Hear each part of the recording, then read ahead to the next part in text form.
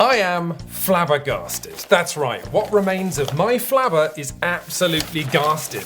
If you missed it a month ago, Shut Up and Sit Down commenced our quarantine content with a roundup of some of the very best one-player games that money can buy. Then we took a look at The Quiet Year, a map drawing RPG that can be flown solo. But after that, I waddled into the wide, inky waters of one-player print and play games. Games that you can print and assemble yourself that the designers make free of charge. And skimming the award winners of the last few years has kept me coming back for whole fingers of free entertainment. So I thought we'd make just one more video showcasing the very cream of the crop, making this the one and only time that I will recommend you consume cream priced at $0. Although, with self-isolation still going on, we're gonna have to maintain 6 feet of social distancing during this review. Only joking, there's nobody here. Except my partner, and she doesn't count. What was that, hon? Nothing, babe. You're my wife now.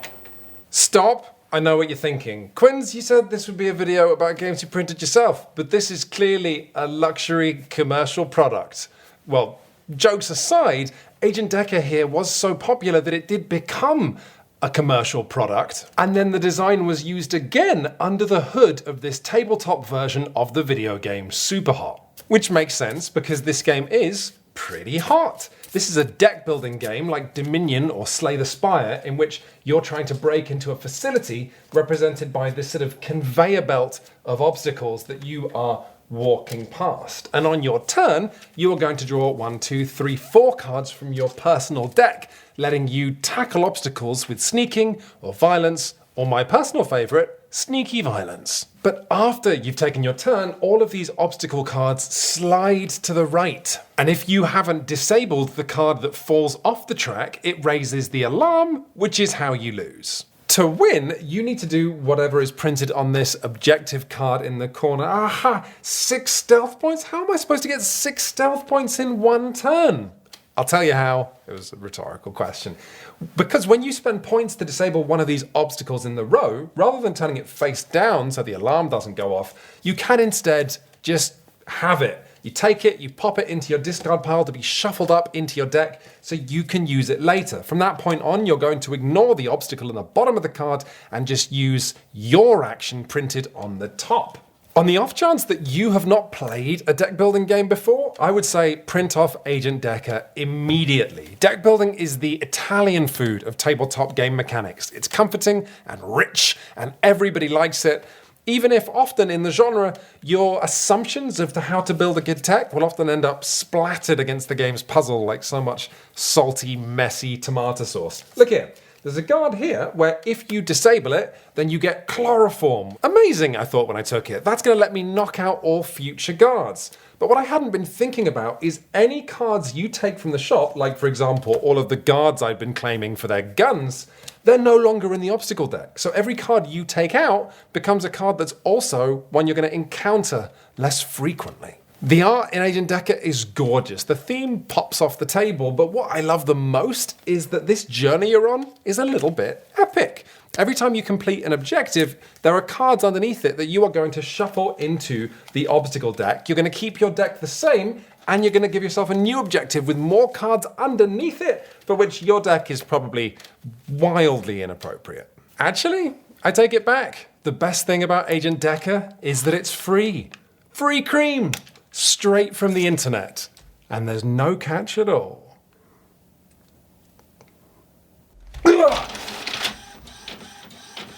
It's fine, it's fine. Who doesn't love cleaning? I'll tell you who. The police. The Cleaner is a game about cleaning up after a crime, and I immediately loved it because apparently these assassinations were performed by Mr. Magoo. Not trying to be difficult, honest. How exactly do you get blood in 5 different rooms? Worse, you've only got 60 minutes to panically scrub stuff until the cops get here and you have to decide when to leave. On each turn, you get 4 actions, which can be spent equipping cards to your left and right hand, rolling a dice and using the cards in your left and right hand to get effort cubes, applying those effort cubes to different parts of the map, Another action you can take is to fuse two low effort cubes into a cube representing cleaning that takes more effort, or take a lot of effort and split it into not much effort. And if you don't think that makes sense thematically, clearly you haven't read my book, How to Put in a Lot of a Little Effort to Achieve Things That Require a Little of a Lot of Effort and Also Influence People. And you should all read it, because otherwise I have to pay for them to be pulped. I like the cleaners because the first thing I did in my first game was to arrive at the crime scene, survey the scene while drinking a cup of coffee, try to apply borax to some curtains, fail to make any discernible change whatsoever to the splatterhouse I found myself in, freak out, call my family to come over and help, while as a player, giggling the entire time because I could so clearly see this scene play out in my head. Maybe one of the reasons the cleaner is so evocative is because bending over and trying to get a stain out is something that we've all done. Also, it's just very satisfying to lift up these tiles and slowly reveal a spotless location. But excellently, if you don't entirely finish cleaning up all the evidence that the crime scene is absolutely caked in, for each tile you haven't finished, you instead roll dice to see if the cops find anything. Doesn't matter if you didn't quite clean up all the fragments of that broken plate, so long as the cops don't notice it, which is pretty fun. Like Supermarché in the last video, this isn't a game I'd necessarily encourage everybody to rush out and print, but as an experiment, as a proof of concept, as an idea, I think the cleaner is a tidy triumph. I would love to see this game refined and expanded on in a boxed product, maybe a little co-op game for just 2 people. Sprawlopolis, which is Italian for Lazy Police, is a one-player card-laying game in the style of Cristallo or Orchard, and it's put out by Button Shy Games, who make these cute little 18-card games that they sell in cute little wallets. Sprawlopolis is popularly considered the best thing they do. Although the print play version will cost you a whopping $3. That's right, I'm a real high roller.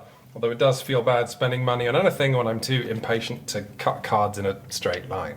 Playing Sprawlopolis is as simple as placing 15 cards horizontally, one after another. And when you put out the whole deck, you score. Your largest contiguous lump of each colour scores 1 point per colour, but for every road you've got in your city, you're going to lose 2 points. However, each time you play Sprawlopolis, 3 different scoring cards are presented for you to frown over like an automated frown dispensing machine. Put parks in the middle, never on the edge, and make sure roads begin and end at parks. Also, roads have to loop, or do your blue bits in a big line, or don't put houses next to industry, but do.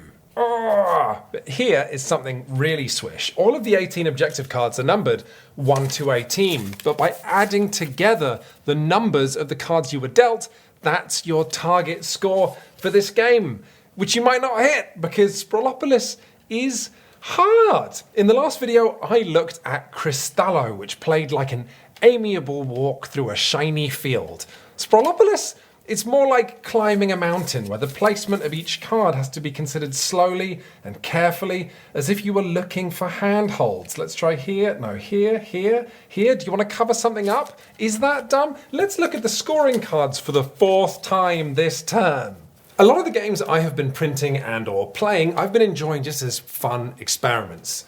Sprawlopolis is so good that it's the game that I could see myself playing long after self-isolation has ended. Not just because it's small or because it's so hard and different every time you play, but also because it has expansions. It has construction sites and beaches. It has places of interest. It even has a giant monster that can walk around destroying your town. And in being so small, I could play it anywhere. And then I realized this little pocket that jeans have, this little one, I didn't know what it was for. I can venture out into the wider world with Sprawlopolis in there. This pocket is for Sprawlopolis. Oh, what should we print? 1 sheet? You only have 1 sheet left? Why didn't you say something? I could have printed less. I could have.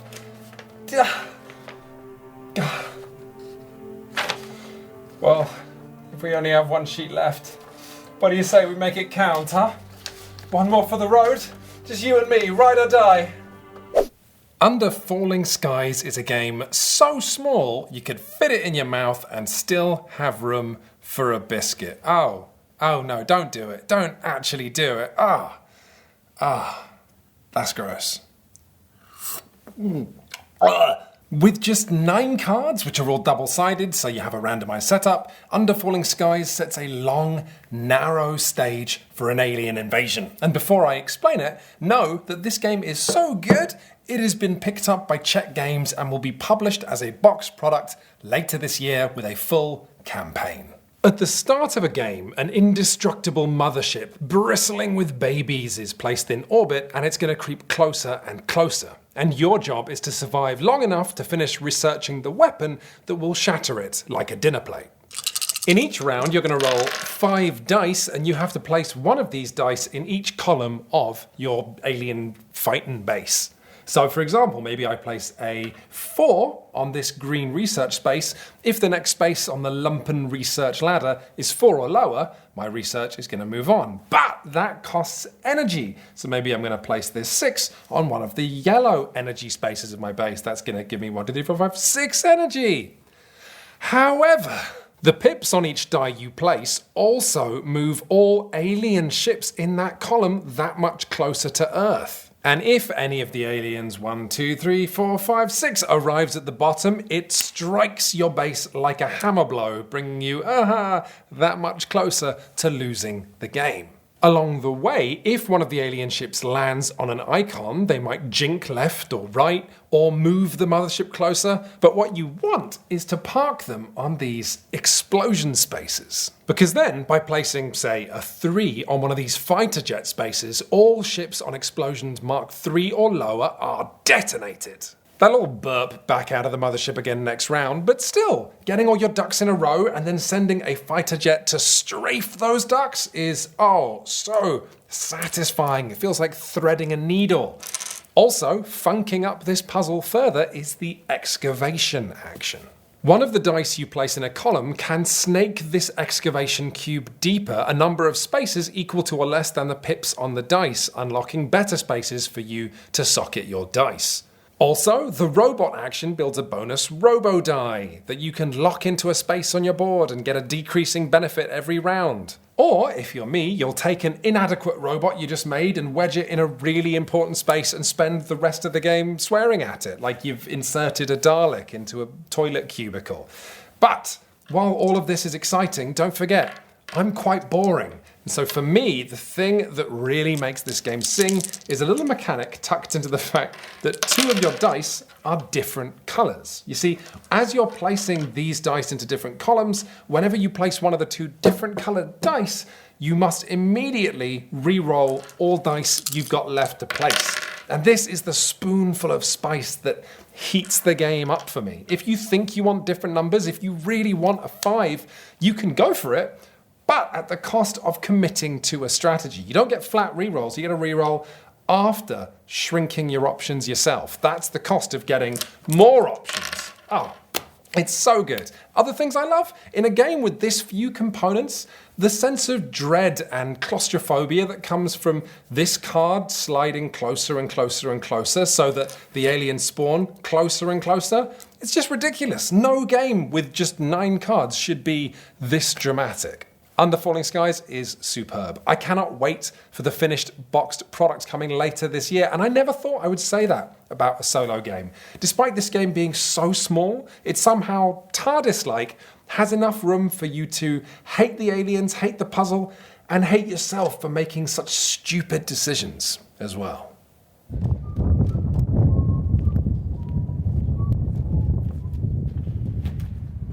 It seems that Shut Up and Sit Down's forage through the primeval forest of print and play design has come to an end.